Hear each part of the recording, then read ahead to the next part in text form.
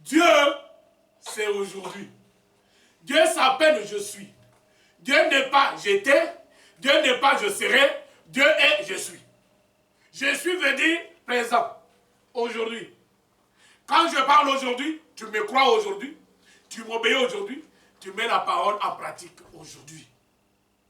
Parce que tout ce que tu attendras demain ne viendra pas changer quoi que ce soit de ce que tu auras fait de mal.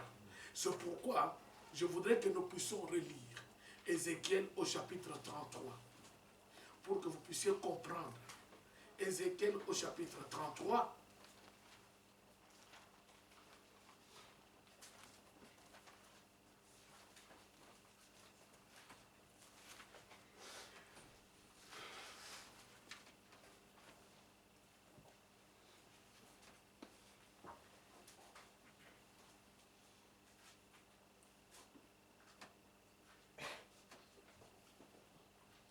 Et toi, fils de l'homme, Ézéchiel 33, verset 12.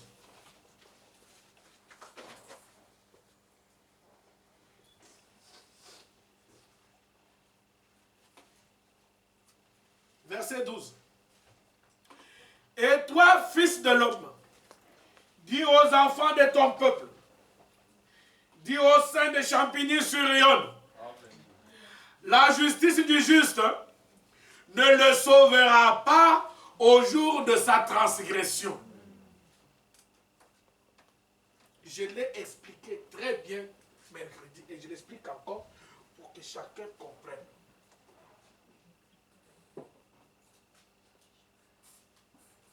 La justice du juste ne le sauvera pas le jour de la transgression.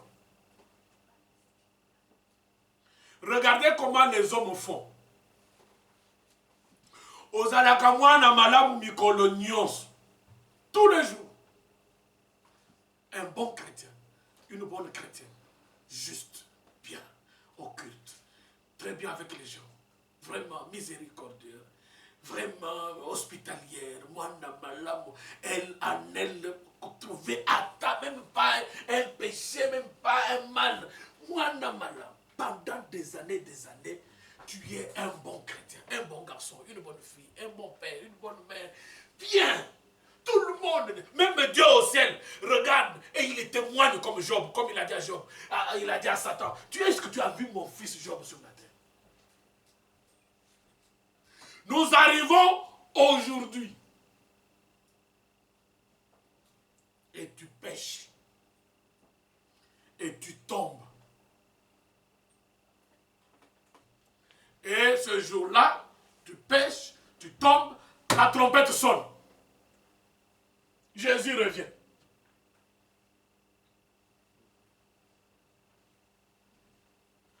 Chez les hommes, devant la justice des hommes, si vous êtes avocat, on veut condamner cette personne.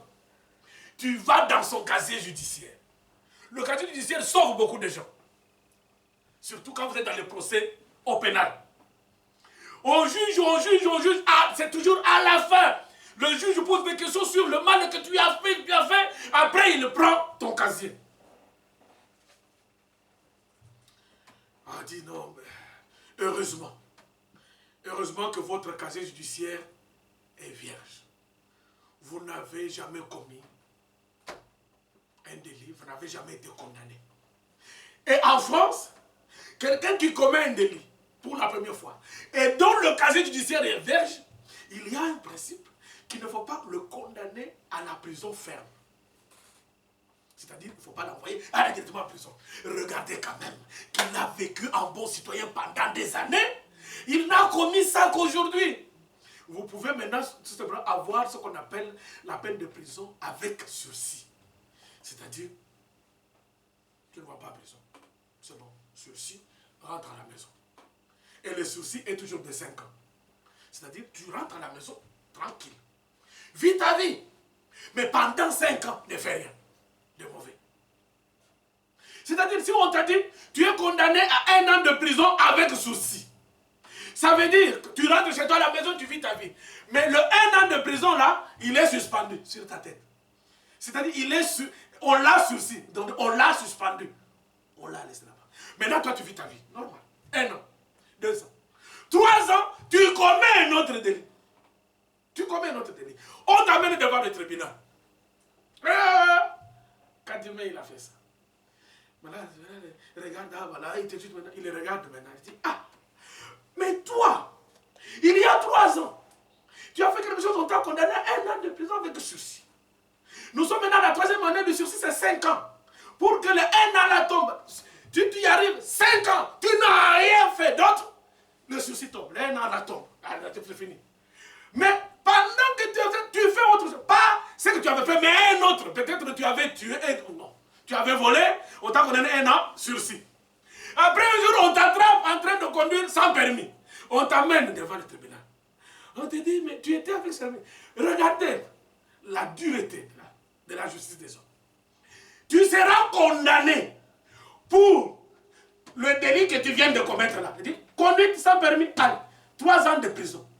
Maintenant, le juge regarde. Il dit, mais tu as commis ça pendant que tu étais en sursis. Le juge commence d'abord par révoquer le sursis. C'est-à-dire, le sursis est révoqué. Maintenant, le 1 an qui était suspendu revient. Tu vas maintenant en prison. Et pour faire ton 1 an que tu avais en sursis, plus la condamnation de ce que tu as fait maintenant. Si on t'a condamné maintenant pour 3 ans, on prend 1 an, ça te fait 1 mois, 1 an et 3 mois. Prison. C'est qu'il faut que pendant ce temps que tu ne fasses rien. Je voulais vous dire sursis pourquoi. Parce que les hommes regardent, ah non, c'est un bon citoyen, il n'a jamais fait, il faut atténuer. Le problème chez Dieu, c'est que Dieu, quand tu commets aujourd'hui et que la trompette sonne, Dieu ne va pas dire, je le prends quand même. Son casier judiciaire est vierge. Il n'a jamais rien fait de mal, seulement aujourd'hui. Mais le problème, c'est que le mal, tu l'as fait aujourd'hui. Et le délai de Dieu, c'est aujourd'hui. Et c'est aujourd'hui que la trompette a sonné. Ce n'est pas le fait que tu as bien vécu pendant 20 ans, mais c'est le aujourd'hui que tu as fait mal qui va compter devant Dieu. Tu ne seras pas enlevé. Voilà la justice de Dieu.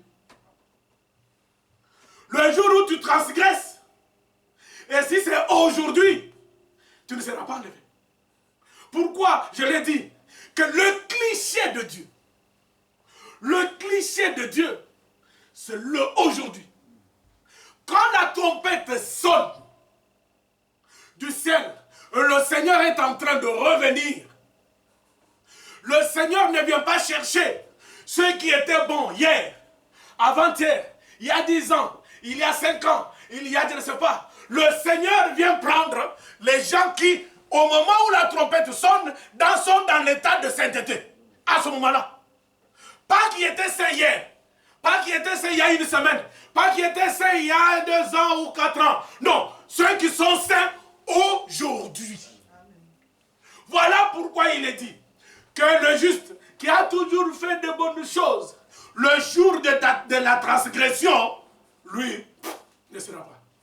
Mais la parole de Dieu maintenant dit que le méchant, lui, ne tombera pas par sa méchanceté le jour où il s'en détournera. Maintenant, à la différence, c'est lui qui a toujours fait du mal, toute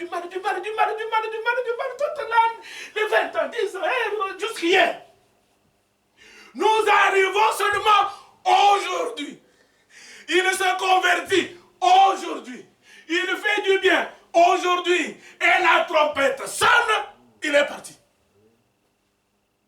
Et tu vas dire à Dieu, mais tu es injuste. Moi, j'ai toujours été saint depuis des années. Il n'y a qu'aujourd'hui, Seigneur, que je suis tombé et tu me laisses. Celui-là a toujours fait du mal. Il n'y a qu'aujourd'hui qu'il s'est converti et tu l'enlèves. Oui, parce que le délai de Dieu, c'est... Tout simplement. Dieu ne change pas. C'est aujourd'hui. C'est l'état d'aujourd'hui qui compte pour Dieu. Tu ne vas pas le changer. Voilà pourquoi le brigand dont j'ai parlé, qui était à côté du Seigneur, là, malgré tout le mal qu'il avait fait, mais ce jour-là, c'était son aujourd'hui. Il s'est converti, il s'est repenti, il est allé au ciel. Et pourtant, il y en a qui ont vu Jésus, qui l'ont suivi, qui l'ont servi, qui se sont convertis, qui ont fait ceci, s'ils sont restés vivants. Et qu'après ils sont tombés, et ils ne se sont jamais repentis, eh bien, ils le trouveront ce jour-là. Ils seront comme l'homme riche qui est dans l'enfer, qui regardera comme ça. Il le voit, le brigand, dit, ah, le brigand là, il était crucifié avec le Seigneur ce jour-là, le voleur. Comment il est au ciel? Et moi je suis là. Et pourtant moi j'ai servi le Seigneur tous les jours, tous les jours, tous les jours.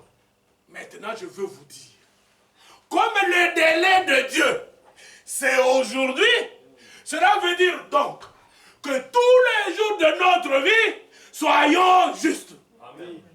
Parce que nous ne savons pas quel est le aujourd'hui de Dieu. Ça peut être aujourd'hui, ça peut être demain, n'attendons pas. Alors tous les jours soyons saints. Amen. Voilà pourquoi j'ai commencé par 1 Pierre chapitre 1 verset 15. Soyez saints comme moi, je suis saint. Je n'ai pas le temps de vous lire, j'ai déjà expliqué, parce que le Seigneur dit tout cela. Si lorsque j'ai dit au juste qu'il vivra, s'il se confie dans sa justice et commet l'iniquité, et c'est écrit, c'est au verset 13. Lorsque j'ai dit au juste qu'il vivra, s'il se confie dans sa justice et commet l'iniquité, écoutez, toute sa justice qu'il a faite depuis des années sera oubliée. Et il mourra à cause de l'iniquité qu'il a commise aujourd'hui. C'est comme ça. Mais lorsque j'ai dit au méchant, tu mourras. Mais s'il revient de son péché et pratique la droiture et la justice, s'il rend le gage, il restitue ce qu'il a ravi, s'il suit les préceptes qui donnent la vie, tout ça j'ai expliqué vendredi, je n'ai pas le temps de venir. Sans commettre d'iniquité, il vivra, il ne mourra pas. Tous les péchés qu'il a commis dans toute sa vie seront oubliés à cause de sa conversion d'aujourd'hui. C'est comme cela, bien aimé. Romains 2, chapitre 13.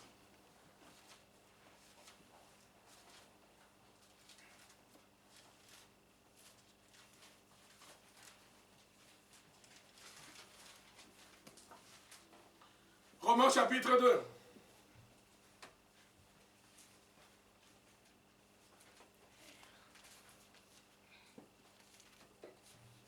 C'est le verset 13.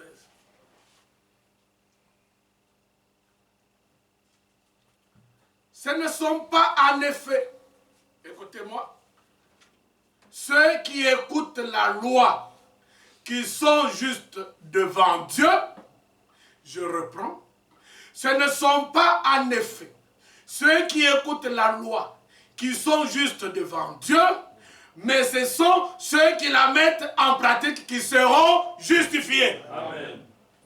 C'est cela. Et il explique. Quand les païens qui n'ont point la loi font naturellement ce que prescrit la loi, ils sont, eux, qui n'ont point la loi, une loi pour eux-mêmes. Ils montrent que l'œuvre de la loi est écrite dans leur cœur, leur conscience en rendant témoignage et leur pensée s'accusant ou se défendant tour à tour. Maintenant, écoutez le verset 5. C'est ce qui paraîtra au jour où, lorsque, et selon mon évangile, Dieu jugera par Jésus-Christ les actions secrètes des hommes. Tu veux au fond de moi la vérité. Verset 17. Toi qui te donnes le nom de juif, qui te repose sur la loi, qui te glorifie de Dieu, qui te glorifie du message, qui croit au ministère de frère Branham, toi qui connais la volonté de Dieu, qui apprécie la différence des choses, tu es instruit par la loi, toi qui te flattes d'être le conducteur des aveugles, toi qui te flattes comme le croyant du message, toi qui te flattes comme la lumière de ceux qui sont dans les ténèbres, comme le docteur des insensés, le maître des ignorants, parce que tu as dans la loi la règle de la science et de la vérité. Toi donc, qui enseignes les autres, tu ne t'enseignes pas toi-même. Toi qui prêches de ne pas dérober, tu dérobes. Toi qui dis de ne pas commettre d'adultère, tu commets d'adultère. Toi qui as en abomination les idoles, tu commets des sacrilèges. Toi qui te fais une gloire de la loi, tu te donnes Dieu par la transgression de la loi. Toi qui fais quoi? Tu te fais une gloire du message. Nous avons reçu le message. Nous avons la parole de Dieu. Je vais au culte, je chante, je fais ceci. Oui, mais tu déshonores Dieu par la transgression de la même parole. Parce qu'il ne suffit pas seulement de l'entendre, car le nom de Dieu est blasphémé parmi les païens à cause de vous. Comme cela est écrit. La circoncision est utile si tu mets en pratique la loi.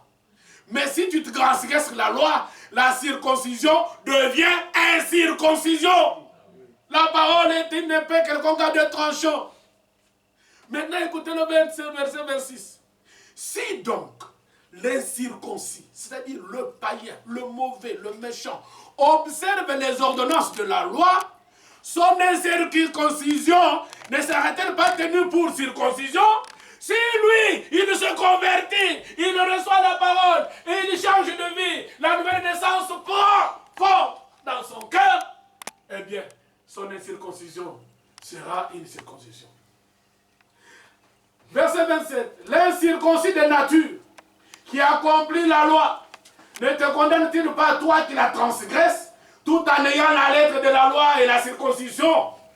Le juif, maintenant remplacer le juif, c'est-à-dire le juif, le croyant, l'enfant de Dieu ou le chrétien, n'est pas celui qui en a les apparences. Le chrétien, le croyant n'est pas celui qui en a les apparences. Et la circoncision, ce n'est pas celle qui est visible dans la chair. Je voudrais m'arrêter pour que vous puissiez comprendre que quand Paul parle à ce jour-là, il parle beaucoup de circoncision, c'est pour que vous puissiez comprendre.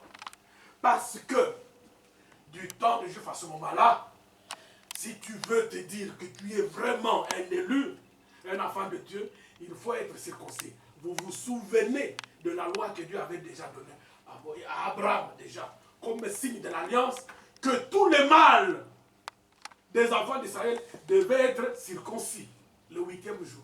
Tous les mâles. Et donc pour les Juifs, pour que tu peux te dire que tu es un enfant d'Israël, tu y es de la nation d'Israël, tu y es du peuple de Dieu, il faut être circoncis.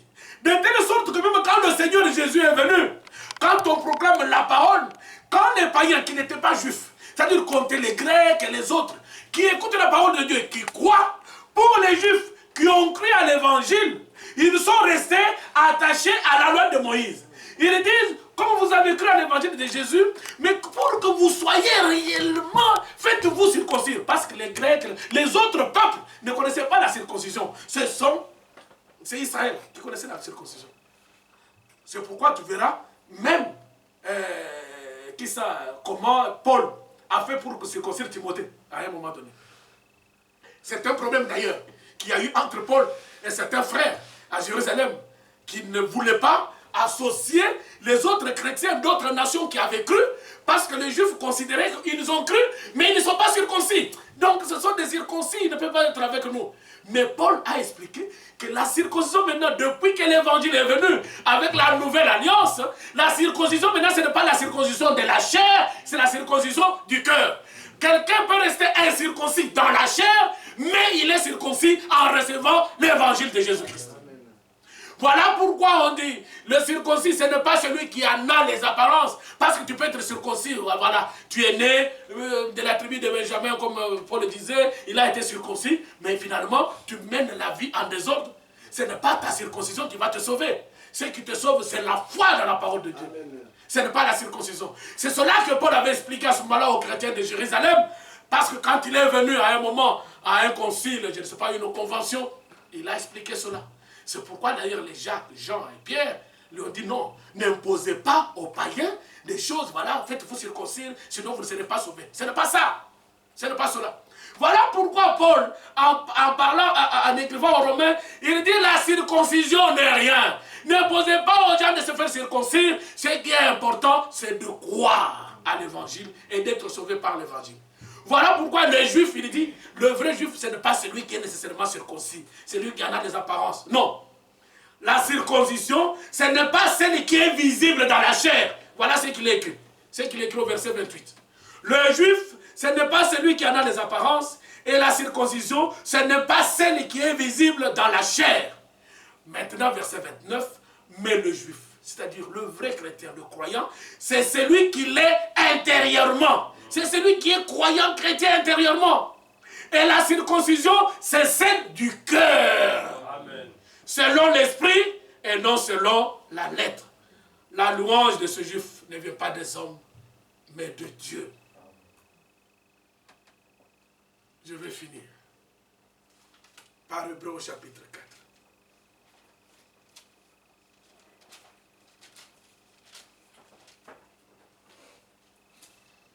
Après avoir entendu tout cela, bien-aimé, avec la parabole des ouvriers appelés à différentes heures, avec la parole des invités au festin, avec l'exemple du brigand à la croix, avec les deux fils de ce père qu'il a envoyé au champ, avec tout ce que nous venons de lire avec les circoncis et les incirconcisions, en comprenant que Dieu ne juge pas les hommes selon les apparences, sans favoritisme, que Dieu ne regarde pas le nombre d'années qu'on sort, mais que le délai de Dieu, c'est aujourd'hui.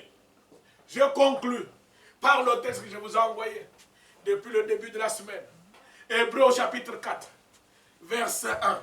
Craignons donc, bien-aimés, craignons donc, tandis que la promesse d'entrer dans son repos subsiste encore. Encore aujourd'hui, il est encore possible de se repentir, de se convertir, d'avoir la nouvelle naissance et de vivre la vie de Dieu. Que chacun de nous, qu'aucun de vous, ne paraisse être venu trop tard. Car cette bonne nouvelle nous a été annoncée aussi bien qu'à eux. Mais la parole qui leur fut annoncée ne leur servit de rien parce qu'ils ne trouva pas de la foi chez ceux qui l'entendirent. Je suis revenu vendredi à Sénégal pour parler de la parabole du semeur. Je n'ai pas le temps aujourd'hui. Pour nous qui avons cru, nous entrons dans le repos selon qu'il est dit. J'ai juré dans ma colère, ils n'entreront pas dans mon repos. Il dit cela, quoique ses œuvres aient été achevées depuis la création du monde. Car il a parlé quelque part ainsi du 7e jour. Et Dieu se reposa de toutes ses œuvres le 7e jour. Et ici encore, ils n'entreront pas dans mon repos. Maintenant, écoutez.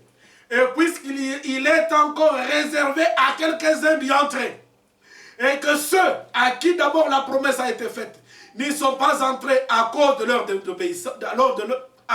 désobéissance, Dieu fixe de nouveau un jour. Tiré. Aujourd'hui. Tiré. En disant dans David, bien longtemps après, comme il est dit plus haut, aujourd'hui, si vous entendez sa voix, n'endurcissez pas vos cœurs. Car si Josué leur avait donné le repos, Dieu ne parlerait pas après d'un autre jour. Il y a donc un repos de sabbat réservé au peuple de Dieu. Car celui qui entre dans le repos de Dieu se repose de ses œuvres comme Dieu s'est reposé des siennes. Maintenant, écoutez le verset 11. Empressons-nous donc, mes frères et sœurs, d'entrer dans ce repos. N'attendons pas afin que personne ne tombe en donnant le même exemple de désobéissance. Et le verset 12. Car la parole de Dieu est vivante et efficace, plus tranchante qu'une épée quelconque à deux tranchants. Si vous la gardez sans la mettre en pratique, elle va s'infecter et vous donnera la mort. Elle est pénétrante jusqu'à partager âme, esprit, jointure et moelle. Elle juge les sentiments et les pensées du cœur. Nulle créature n'est cachée devant lui, mais tout est nu et découvert aux yeux de celui à qui nous devons rendre compte. Ainsi, frères, puisque nous avons un grand souverain sacrificateur qui a traversé les cieux, Jésus, le Fils de Dieu, demeurons fermes dans la foi que nous professons. Car nous n'avons pas un souverain sacrificateur qui ne puisse compatir à nos faiblesses. Au contraire, il a été tenté comme nous en toutes choses, sans commettre de péché. Maintenant, approchons-nous donc avec assurance du trône de la grâce, afin d'obtenir miséricorde et de trouver grâce pour être secouru dans nos besoins. Amen. Amen. Amen. Sans attendre, je vais tendre. Sans attendre, je vais tendre jusqu'au bonheur promis. Celui qui se lasse sur le chemin, il perdra sa place. Dieu n'a pas besoin de tiède, n'a pas besoin de peureux. Marchons, marchons, marchons. Et que chaque jour devienne pour nous le délai de Dieu. Jésus revient. Page 74. Sans attendre, je vais tendre au bonheur promis.